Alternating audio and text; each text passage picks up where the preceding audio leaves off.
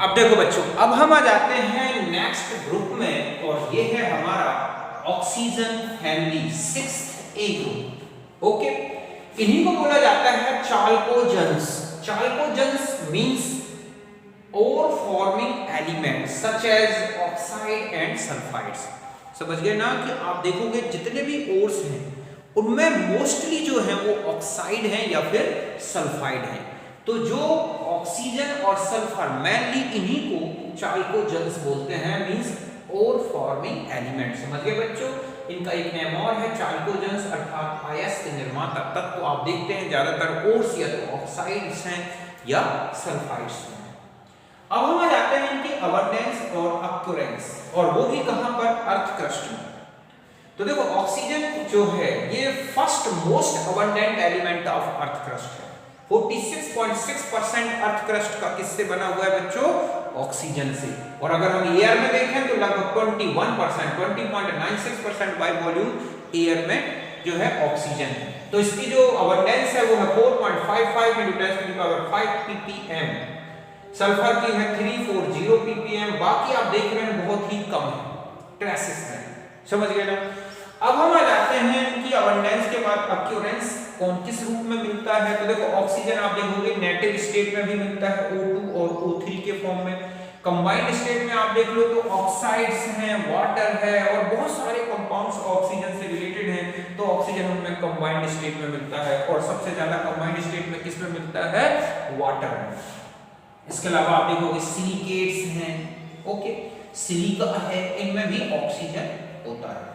फिर हम आ जाते हैं सल्फर। तो सल्फर भी नेटिव स्टेट में मिलता है। लुसियाना एक देश है जहां पर ये मिलता है, वहां पर फ्री स्टेट में। इसके अलावा कंबाइंड स्टेट में आप देख लो तो जिप्सम हो गया CaSO4 × 2H2O, इप्सम हो गया MgSO4 × 7H2O, बेराइड्स है, ओके, तो बेराइड में BsO4 के फॉर्म में रहता है। इसके अलावा आप सल्फाइड ओर्स देख लो, ZnS, PbS, CuFeS2, zinc blende, galena, copper pyrites, iron pyrites में भी होता है सल्फर। तो जितने भी सल्फाइड ओर्स हैं उनमें मिलता है। इसके अलावा ट्रेसेस ऑफ सल्फर मिलता है H2S इन वोल्केनोस, तो जो ज्वालामुखी की गैसेस होती हैं उनमें होता है। इसके अलावा आप देखोगे एग में होता है, प्रोटीन्स में होता है, गार्लिक में होता है, ऑनियन में होता है, मस्टर्ड ऑयल में होता है। तो इन सब में भी सल्फर कुछ ना कुछ होता है। इसके अलावा टेल्यूरियम और सेलेनियम जो है ये टेल्यूराइड्स या सेलेनाइड्स के फॉर्म में मिलते हैं सल्फाइड ओर्स के साथ, ट्रेसेस में है और इस तरह से। और पोलोनियम जो है ये है डीके प्रोडक्ट ऑफ थोरियम और यूरेनियम मिनरल्स। यूरेनियम और थोरियम के जो मिनरल्स हैं उनमें एक डीके प्रोडक्ट के फॉर्म में रहता है। ये एक रेडियो एक्टिव एलिमेंट है और इसका जो हाफ लाइफ है ये टी हाफ है इसका, ठीक है, तो टी हाफ लगभग 13.8 डेज का होता है। तो ये कुछ अबंडेंस और अक्यूरेंस के बारे में था, इसको नोट करें।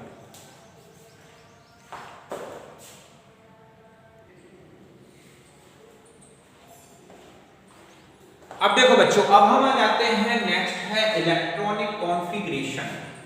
तो ऑक्सीजन वर्ग का जो लास्ट मोस्ट सेल जो इलेक्ट्रॉनिक कॉन्फ़िगरेशन है वो है NH2NP4। इस तरह से 6 इलेक्ट्रॉन्स हैं और इसीलिए इसको 6 ग्रुप में रखा गया है। अब हम आ जाते हैं ऑक्सीजन से लेकर, देखो तो ऑक्सीजन का 8 हीलियम 2s2 2p4, एक इलेक्ट्रॉन फिर नाइट्रोजन ग्रुप में जो था उसे एक्स्ट्रा कर देना है।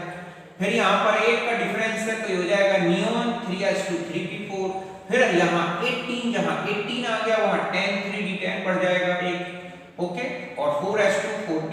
फिर है 18, फिर आगे बढ़ा तो हो गया हमारे पास क्रिप्टॉन 36 10 46, ठीक है, और बाकी ये हो गया 52, तो 46 50 और 2 52, और यहाँ पर जो है कितना है 32। तो ये हो गया इसका कॉन्फ़िगरेशन। तो इस तरह से जो एलिमेंट्स इन सब के आउटर मोस्ट शेल में देखो कॉन्फ़िगरेशन क्या दिख रहा है, NH2NP4, और यही रीजन है कि इनको कहाँ रखा गया है 6th A ग्रुप में। फिर नेचर की बात करते हैं। तो देखो बच्चों, नेचर में अगर हम ऑक्सीजन और सल्फर की बात करें तो ये नॉन मेटल्स हैं, ओके, ये क्या है, नॉन मेटेलिक एलिमेंट्स हैं। और इसमें जो दो मेंबर हैं Se और Te, ये क्या है, मेटेलॉइड्स, इससे पहले भी देखा था आपने एंटीमनी और AS और SB, आर्सेनिक और एंटीमनी, वो दो मेटेलॉइड्स थे, इसमें भी दो मेटेलॉइड्स। सिलिकॉन ग्रुप में गए थे आप, ठीक है, तो सिलिकॉन के बाद जर्मेनियम मेटेलॉइड था, तो इस तरह से ये मेटेलॉइड है। पोलोनियम एक मेटल है और रेडियो एक्टिव है। ओके, अब हम आ जाते हैं एटॉमिसिटी के बारे में। तो देखो ऑक्सीजन जो है वो डाई एटॉमिक फॉर्म में मिलती है और ट्राई एटॉमिक फॉर्म में, और दोनों गैसियस स्टेट में होती हैं, ओजोन और ऑक्सीजन। इसका रीजन है, ये डाई एटॉमिक और ट्राई एटॉमिक रीजन है इनका, कि इसमें जो ऑक्सीजन एटम है वो छोटा होता है, स्मॉल साइज का होता है, और इनमें इफेक्टिव पी पाई बॉन्डिंग होने के कारण ऑक्सीजन अपना ऑक्टेट पाई बॉन्डिंग और सिग्मा बॉन्डिंग से कंप्लीट कर लेता है। तो आप देखोगे कि इस तरह से ऑक्सीजन अपना ऑक्टेट जो है सिग्मा और पाई बॉन्ड के थ्रू कंप्लीट करता है, और यही रीजन है कि ये डाई एटॉमिक में है, और एक लोन पेयर देके ऑक्सीजन को एडिट कर सकता है तो ट्राई एटॉमिक फॉर्म में होता है और गैसियस में, ठीक है। जबकि सल्फर है, Fe है और Pe है, ये आप देख रहे हैं और ऑक्टा एटॉमिक स्टेट में मिलते हैं। इनमें किसी भी तरह से क्या नहीं होता बच्चों, पी पाई बॉन्डिंग नहीं हो सकती, तो ये अपना ऑक्टेट कंप्लीट करने के लिए ओनली सिग्मा बॉन्ड बनाते हैं, और सिग्मा बॉन्ड बनाने के कारण ही जो सल्फर है या ये एटम्स हैं इस तरह की रिंग बनाते हैं कि वो स्ट्रेनलेस रहे, और इस तरह से ऑक्टा एटॉमिक एक क्राउन शेप स्ट्रक्चर वाला इस तरह से बनाते हैं। जैसे आप सल्फर में देखोगे, ये इस तरह से आपको स्ट्रक्चर मिलेगा सल्फर में, ओके, ऐसे क्राउन शेप 1 2 3 4 5 6 7 8, इसी तरह से इनमें भी क्राउन शेप स्ट्रक्चर मिलता है। लेकिन हाई टेम्परेचर में सल्फर भी डाई एटॉमिक हो जाता है और ऑक्सीजन जैसा ही डाई एटॉमिक मॉलिक्यूलर स्ट्रक्चर रखता है, जो कि पैरामैग्नेटिक नेचर का होता है, बट ये इस स्टेट में ये जो है डायमैग्नेटिक होता है। ऑक्सीजन भी पैरामैग्नेटिक है, ये तो आप जानते हैं, मॉलिक्यूलर स्ट्रक्चर भी बनाया है कि O2 की एंटी बॉन्डिंग ऑर्बिटल्स में 2 अनपेयर्ड इलेक्ट्रॉन होते हैं, इसके कारण ही ये डायटोमिक है। हाई टेम्परेचर में सल्फर जब डायटोमिक फॉर्म में आ जाता है तो बिल्कुल ऑक्सीजन जैसा ही पैरामैग्नेटिक नेचर शो करता है।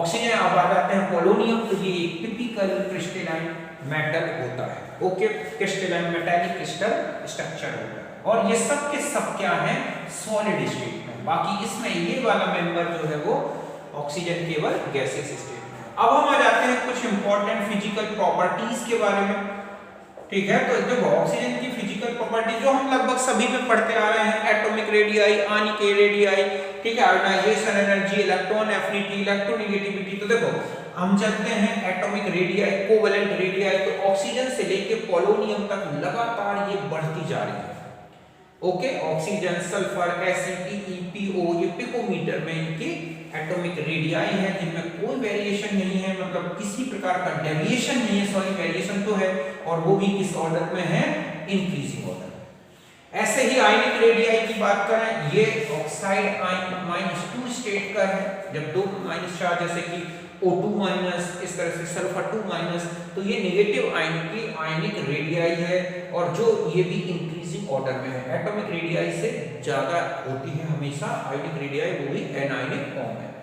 इलेक्ट्रोनेगेटिविटी में देखें तो ये जो है 3.5, फ्लोरीन के बाद सेकंड नंबर में जो मोस्ट इलेक्ट्रोनेगेटिव एलिमेंट है वो है ऑक्सीजन, 3.5, फिर 2.44, 2.48, 2.01, 1.76 पे लगातार ये डिक्रीज होती गई है, क्योंकि फिर उतना अधिक लेंथेनाइट कॉन्ट्रैक्शन का इफेक्ट इनमें नहीं पड़ता।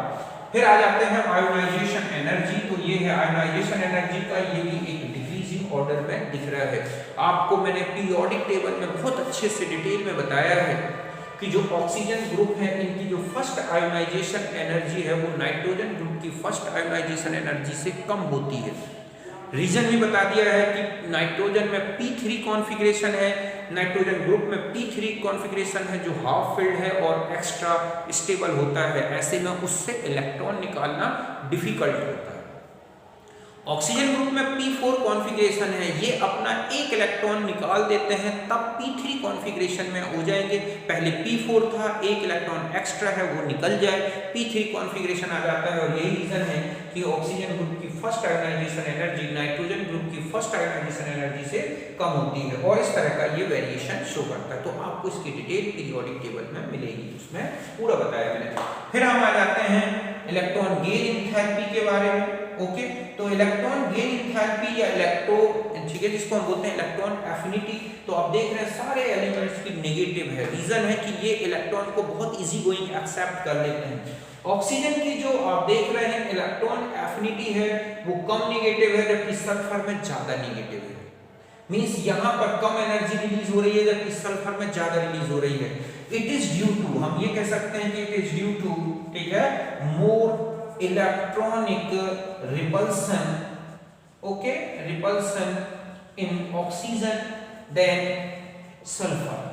सल्फर में क्या होता है बच्चों, d ऑर्बिटल्स हैं, d ऑर्बिटल वीकेंट होती हैं। दूसरा है p ऑर्बिटल्स काफी बड़े होते हैं। तो ऐसे में जो इनकमिंग इलेक्ट्रॉन है उस पर न्यूक्लियर अट्रैक्शन, उस पर जो इलेक्ट्रॉनिक रिपल्सन है वो कम लगता है।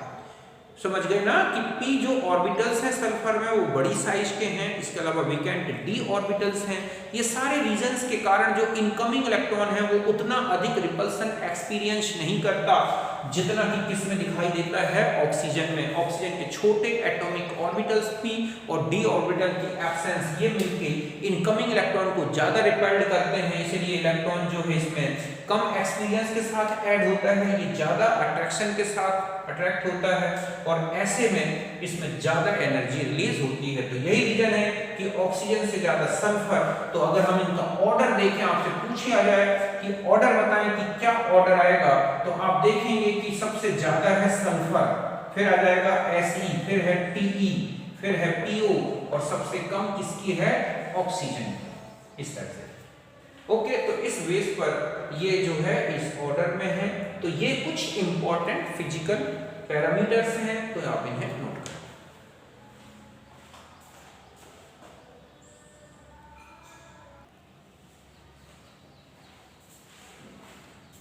अब देखो बच्चों, नेक्स्ट है ये जो एलिमेंट्स हैं इनके मेल्टिंग पॉइंट और बॉइलिंग पॉइंट। तो आप देख रहे हैं कि पोलोनियम को छोड़ दें तो मेल्टिंग पॉइंट हो या बॉइलिंग पॉइंट, दोनों लगातार क्या हो रहे हैं, डिक्रीजेस हो रहे हैं। यहां पर सबसे लार्ज डिफरेंस दिख रहा है, आप देख रहे हैं 55 के बाद 393 केल्विन, 90 के बाद 718, जबकि यहां उतना ज्यादा डिफरेंस नहीं है। इनका रीजन है ऑक्सीजन की डाई एटॉमिक स्टेट है, जबकि इन एलिमेंट्स में क्या है, ऑक्टा एटॉमिक स्टेट। यही लिखा है कि large difference in melting and boiling point of oxygen and sulphur due to difference in atomicity. समझ गए बच्चों कि यहाँ पर जो लार्ज डिफरेंस है वो इनकी ऑक्सीजन और सल्फर की परमाणविकता में अंतर है। यहाँ पर ये O2 के फॉर्म में है और गैसियस फॉर्म में है, जबकि ये S8 के फॉर्म में है और सॉलिड के फॉर्म में है। पोलोनियम में मेटालिक क्रिस्टलाइन स्ट्रक्चर होता है और वो ज्यादा कॉम्पैक्ट ना होने के कारण ये मेल्टिंग पॉइंट बॉइलिंग पॉइंट काफी कम है। फिर हम आते हैं एलोट्रॉपी में। तो देखो बच्चों, इस ग्रुप के सभी मेंबर्स एलोट्रॉपी शो करते हैं। समझ गए ना, इस ग्रुप का जितने भी मेंबर्स हैं वो सब एलोट्रॉपी शो करते हैं। ऑक्सीजन के जो एलोट्रॉप्स हैं आप देखोगे, ऑक्सीजन और ozone means O2 and O3। Sulphur में जाओगे तो rhombic sulphur Sr, monoclinic sulphur Sn, plastic sulphur Sp और अमोर्फस सल्फर S। इसमें जो नेचुरल फॉर्म है सल्फर का वो है रोम्बिक सल्फर।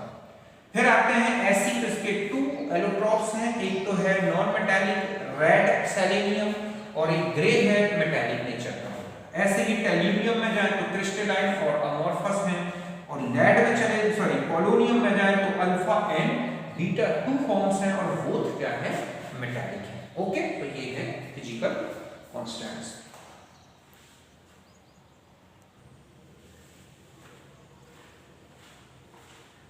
अब देखो बच्चों, अब हम आ जाते हैं नेक्स्ट प्रॉपर्टी है कैटिनेशन, श्रृंखलन। हम जानते हैं कि जब एक ही एलिमेंट के एटम्स एक जुड़कर स्ट्रेट चेन या ब्रांच चेन बनाते हैं तो हम इसे ही क्या बोलते हैं, क्या, कैटिनेशन। ओके, इस ग्रुप में जो कैटिनेशन है वो मेनली ऑक्सीजन और सल्फर में ही मिलता है, और मेनली किसमें दिखता है? सल्फर में। ओके, ऐसा क्यों है बच्चों? Due to high bond energy of SS 63.8 kilo calorie per mole than oxygen O single bond O 34.9 kilo calorie as a result. और यही रीजन है कि जो O सिंगल बॉन्ड O है वो लेस स्टेबल है then S single bond S। और normal temperature में देख लो तो ऑक्सीजन O2 के फॉर्म में मिलता है, जबकि सल्फर S8 मॉलिक्यूलर स्टेट में मिलता है। तो समझ गए ना कि इस ग्रुप में दो ही मेंबर कैटिनेशन शो करते हैं, ऑक्सीजन और सल्फर। सल्फर में ज्यादा है ये कैटिनेशन टेंडेंसी, रीजन है ऑक्सीजन की जो O single bond O bond energy है वो कम है पर मोल में, जबकि S सिंगल बॉन्ड S ज्यादा है। ऐसे में O सिंगल बॉन्ड O कम स्टेबल होगा, S सिंगल बॉन्ड S ज्यादा स्टेबल है। और यही रीजन है कि जो रूम टेम्परेचर है सल्फर तो S8 के फॉर्म में रहता है, जबकि ऑक्सीजन O2 के फॉर्म में एग्जिस्ट करता है। समझ गए बच्चों कि ये जो प्रवृत्ति है, प्रवृत्ति किसमें मिलती है? केवल ऑक्सीजन तथा सल्फर में होती है। किसमें होती है? सल्फर में, क्योंकि जो S सिंगल बॉन्ड S है कि बंध ऊर्जा, ओके आप देख रहे हैं कितनी है ये 63.8 किलो कैलोरी पर मोल, किससे ज्यादा है? ग्रेटर देन O, ये है 34.9 किलो कैलोरी पर मोल। ओके इस तरह से ज्यादा है। ऐसे में O जो है O उससे ज्यादा स्टेबल है S सिंगल बॉन्ड S। तो रूम टेम्परेचर में अगर आप देखें, ठीक है, तो O2 से ज्यादा स्टेबल है S8। इस तरह से ये मिलता है हमें कैटिनेशन। तो अगर हम ऑक्सीजन के देखें तो ये इस तरह का ही कैटिनेशन मिलता है, इससे ज्यादा ऑक्सीजन का कैटिनेशन आप नहीं देख सकते हैं। जबकि सल्फर में चले जाए तो 2, 4, 6 इस तरह से लॉन्ग चेन बनती है। आप पॉलीथायोनिक एसिड्स में चले जाए, डाइथायोनिक एसिड में 2 सल्फर जुड़े हैं, ट्राइथायोनिक एसिड में 3 जुड़े होते हैं, टेट्रा में 4 सल्फर जुड़े होते हैं, पेंटा में से पॉलीथायोनिक एसिड में लंबी कार्बन सल्फर की चेन बनती जाती है। तो ये है इनमें कैटिनेशन के बारे में। ओके, अब देखो बच्चों, अब हम आ जाते हैं इनकी ऑक्सीडेशन स्टेट्स के बारे में। इन एलिमेंट्स में ऑक्सीडेशन स्टेट्स देखते हैं हम किस तरह से ये एलिमेंट शो करते हैं। ओके, तो आप यहां देखेंगे कि इन एलिमेंट के आउटर मोस्ट, अगर हम पहला पॉइंट तो यहां पर है ऑक्सीडेशन, ओके स्टेट्स। ये ऑक्सीडेशन स्टेट में अगर हम आउटर मोस्ट कॉन्फ़िगरेशन देखें, ओके, तो आप देखोगे ये है NH2NP4। तो maximum 6 electron are used for किसमें? Chemical bonding. मतलब ये मैक्सिमम कितने इलेक्ट्रॉन, ठीक है, maximum 6 electron can be used for chemical bonding. ये केवल 6 इलेक्ट्रॉनों का ही यूज कर सकते हैं केमिकल बॉन्डिंग। अब देखो इनमें ऑक्सीडेशन स्टेट बता दो कौन कौन सी मिलती है स्टेट्स देखो। तो एक तो है +-2, प्लस में भी और -2, +4 एंड +6। ओके, +2 जो है ये सबसे कॉमन ऑक्सीडेशन स्टेट है, ये सभी मेंबर्स शो करते हैं। समझ गए ना, कोई भी मेंबर ऐसा नहीं है। आप देखोगे जैसे कि ये है हमारे पास OF2, ठीक है, SF2, SEF2, TEF2, PB, ठीक है, और TOF2। तो इन सब में यहां पर +2 ऑक्सीडेशन स्टेट मिल रही है। आप देख रहे हैं इन सभी मेंबर्स में +2, सबसे कॉमन ऑक्सीडेशन स्टेट है +2। फिर आता है -2, ठीक है, तो -2 जो ऑक्सीडेशन स्टेट है mainly given by oxygen to Se, तो ऐसा Te तक, ठीक है। पोलोनियम बहुत ही हार्डली कहीं कहां शो कर दे, वरना जो है इनमें मिलती है जैसे कि H2O -2, H2S -2, H2Se -2, H2PE Te -2 और H2PO -2। लेकिन ये बहुत ज्यादा अनस्टेबल है, इसलिए इनमें ऑक्सीडेशन स्टेट मिलती है।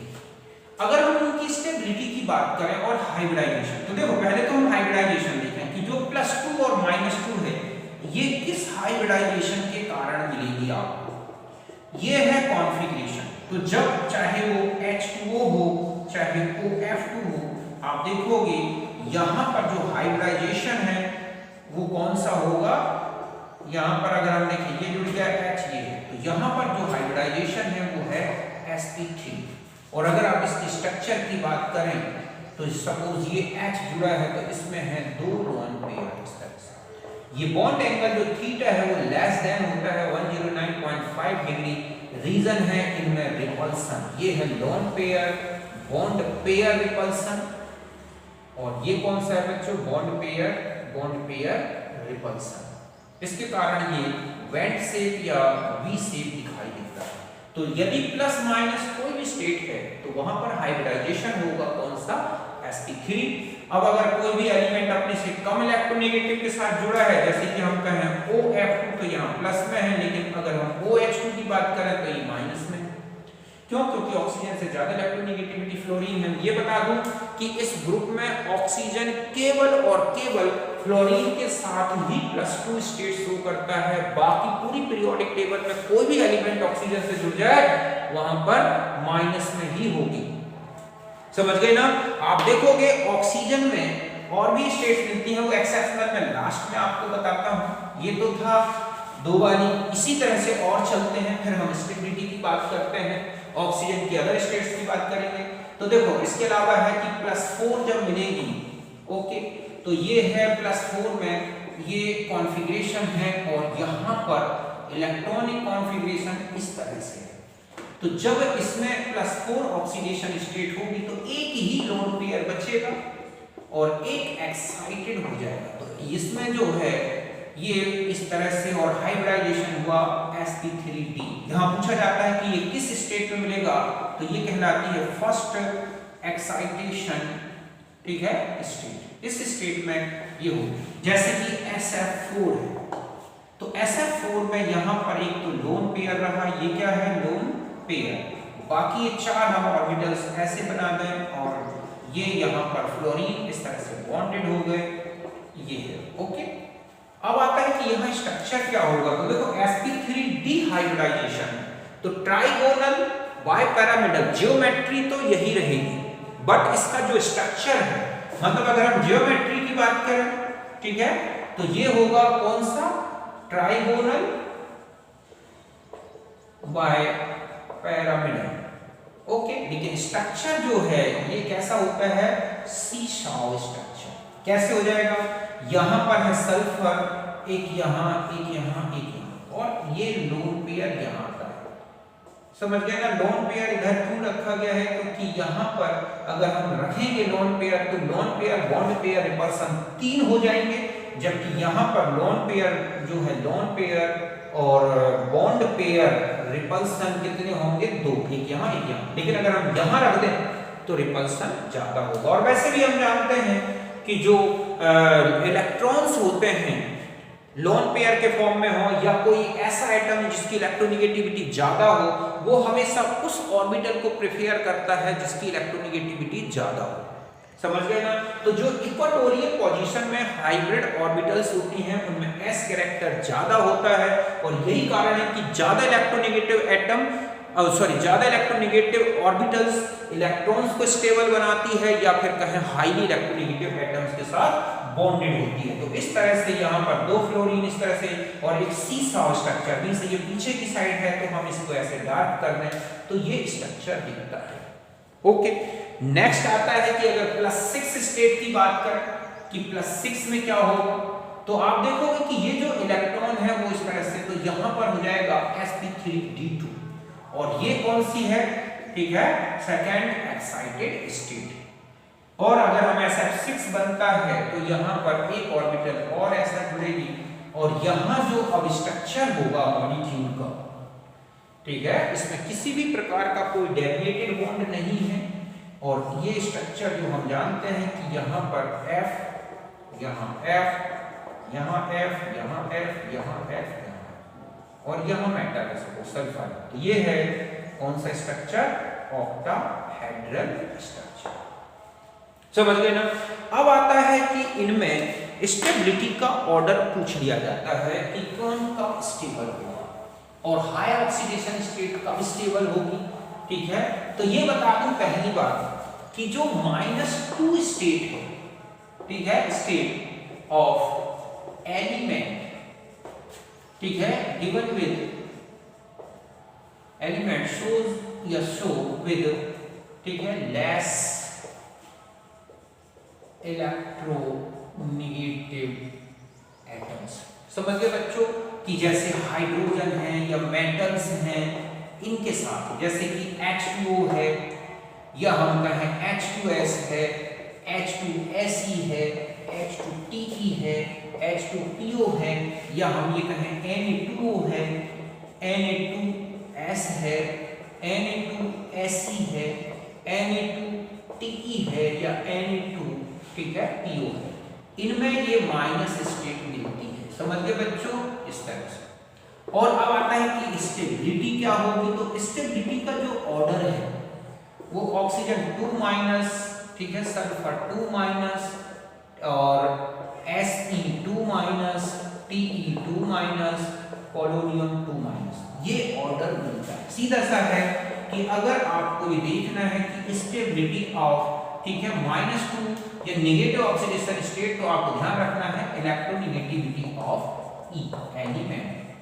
जितनी ज्यादा इलेक्ट्रोनेगेटिविटी होगी उतना ही ज्यादा वो स्टेबल बनाएगा अपनी नेगेटिव ऑक्सीडेशन स्टेट, क्योंकि नेगेटिव को नेगेटिव ही स्टेबल बनाता है और पॉजिटिव को positive. Means negative oxidation state को इलेक्ट्रोनेगेटिव स्टेबल बनाता है और पॉजिटिव ऑक्सीडेशन स्टेट को इलेक्ट्रो पॉजिटिव स्टेबल बनाता है। तो ये ऑर्डर मिलेगा इनकी -2 ऑक्सीडेशन स्टेट की स्टेबिलिटी का।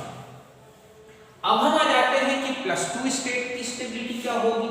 ठीक है, तो +2 हो, +4 हो, +6 हो, ये ऑक्सीडेशन स्टेट्स ओनली और ओनली किसके साथ मिलती हैं? More electronegative atom, oxygen. ठीक है, तो ऑक्सीजन केवल फ्लोरीन के साथ ही +2 ऑक्सीडेशन स्टेट शो करता है। तो ऑक्सीडेशन अगर आप इनकी स्टेबिलिटी की बात करें, ओके, तो ये जो है stability inversely proportional to the electronegativity of E.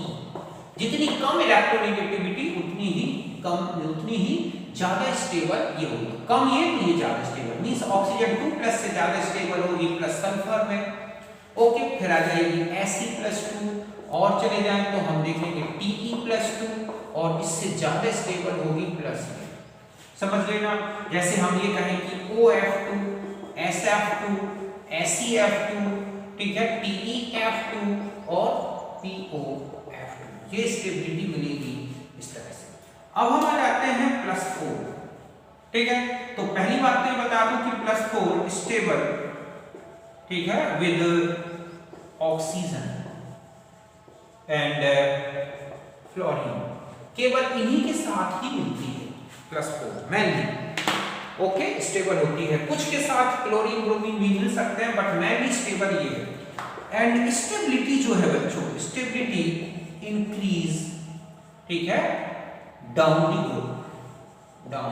The group में ये स्टेबिलिटी बढ़ती जाती है। मींस सल्फर 4+ का कोई कंपाउंड है, टेल्यूनियम 4+, ठीक है, Fe4+, सॉरी यहाँ पर आ जाएगा Fe4+, Te4+ और पोलोनियम 4+, इनमें ये स्टेबिलिटी का ऑर्डर मिलेगा। समझ गए ना? ये है it is due to inert pair effect. किसके कारण है ये?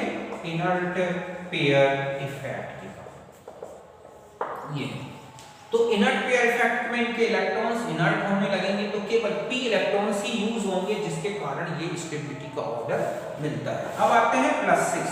तो ये बता दूं कि स्टेबल विद ओनली, ठीक है, स्टेबल विद, ठीक है, मेनली किसके साथ है ये?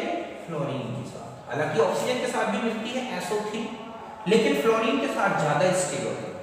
और अगर हम स्टेबिलिटी की बात करें तो जो स्टेबिलिटी है बच्चों, स्टेबिलिटी, ठीक है, डिक्रीज, नीचे की तरफ क्या है? डिक्रीज डाउन द ग्रुप, ये डिक्रीज होती है due to inert pair effect. समझ गए ना? क्योंकि उनके ns इलेक्ट्रॉन इनर्ट होने लगेंगे तो आप देखोगे कि मेनली जो है SF6, SEF6 और TEF6 इन्हीं में मिलती है और ये स्टेबिलिटी का ऑर्डर मिलता है।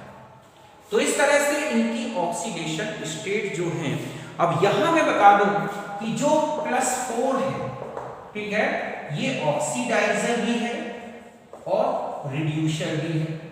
ओके, +6 ओनली ऑक्सीडाइजर है, मतलब हम ये कहें कि जो SO2 है और वो मिल जाए तो SO3 में चेंज हो जाएगा, या SO2 है और अगर हम देखें तो ये SO में चेंज हो सकता है, बट SO3 जो है SO4 में पॉसिबल, मतलब इस तरह से SO4 में चेंज हो जाए ये पॉसिबल नहीं है। ओके, ये किसी को ऑक्सीडाइज नहीं कर सकते।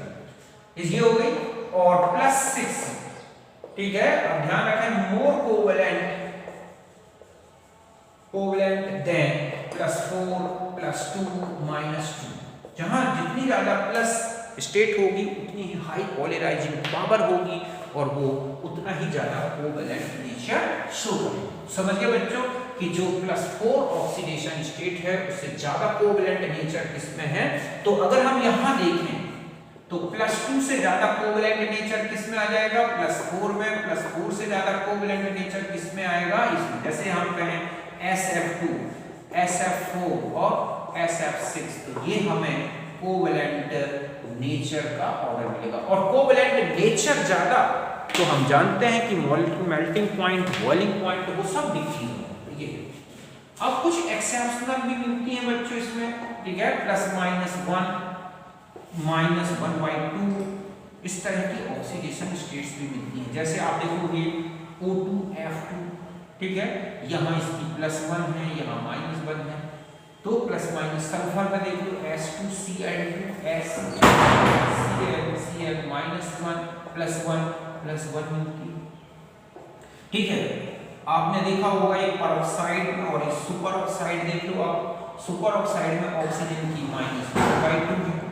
ओके, तो ये इस तरह की ऑक्सीडेशन स्टेट भी कुछ एक्सेप्शनली मिलती हैं। यहां पर अगर आपसे पूछा जाए हाइब्रिडाइजेशन तो वो sp3 ही होगा, इसमें 2 लोन पेयर होंगे, sp3 हाइब्रिडाइजेशन इसमें पूछा जाए, ठीक है, तो sp3 हाइब्रिडाइजेशन होगा। तो इस तरह से ये एलिमेंट्स की मैंने ऑक्सीडेशन स्टेट्स बताई, उनकी स्टेबिलिटी। ओके, आप देखते हैं आगे।